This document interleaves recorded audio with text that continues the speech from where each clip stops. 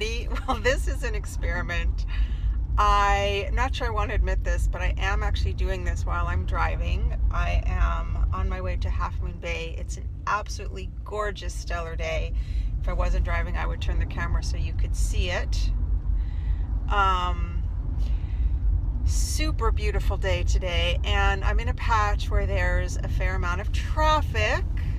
So I'm going slowly, and I was thinking about something that I just had to share with you.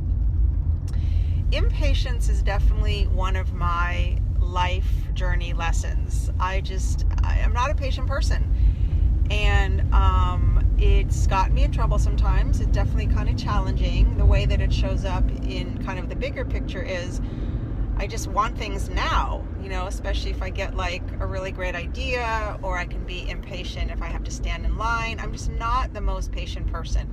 And I know that there's incredible lessons for me in being able to get out of a habit that's just like a really deep-seated habit where my nervous system has been entrained to be a particular way, and it doesn't feel good.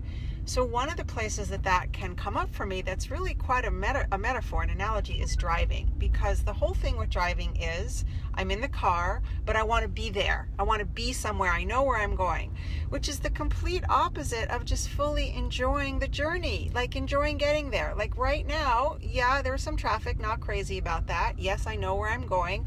I'm going to get there. There's nothing to make me think I'm not going to get there. I'm in my car. Half Moon Bay exists. I'm going to get there.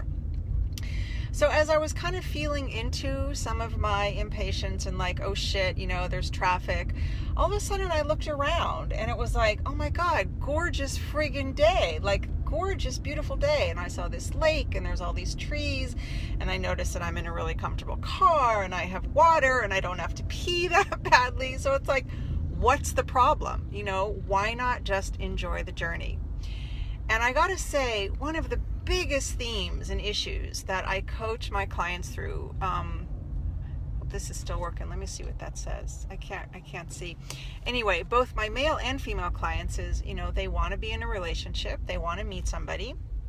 And impatience is like really big. And I think that what is often underneath the impatience is doubt. Because I know for myself, when I really have faith and trust, hang on one second. When I really have faith and trust that what I want is on its way, I'm not really that tied in to whether it comes right now, whether it comes in 5 minutes, whether it comes in a month. I'm in faith and trust. I know it. When I get a business idea and I can feel the excitement about it, it's just a matter of implementation. I'm relaxed about it.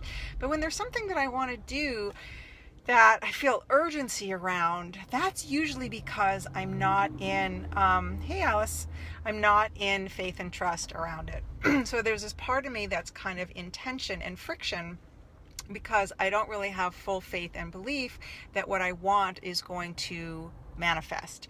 And that, I think, is a lot of what informs impatience. It's certainly been true for me. So the question that I ask myself a lot, and this is something that really helps me when I'm in the thick of impatience, is like I just kind of relax back. I relax into my back body. I allow more breath and more space. I look around. I see the bigger picture, just like I did today while I was driving. And all of a sudden it's like, oh, I'm right where I need to be. Everything in its own time. And then from that place of spaciousness, the moves that I make, the choices that I make, whatever it is that I pursue is not coming from urgency or fear or lack. Consequently, they not only go better, but I have more fun along the way. So I'm reminding myself of this as much as I am with you. If there's something that you're feeling impatient around, particularly around love or relationship, how can you be more spacious about it? How can you allow more? How can you breathe into that wide open place of possibility? Just open up your back body and notice, like, what story is it that you're running that's telling you about the doubt, the lack of faith, the lack of trust?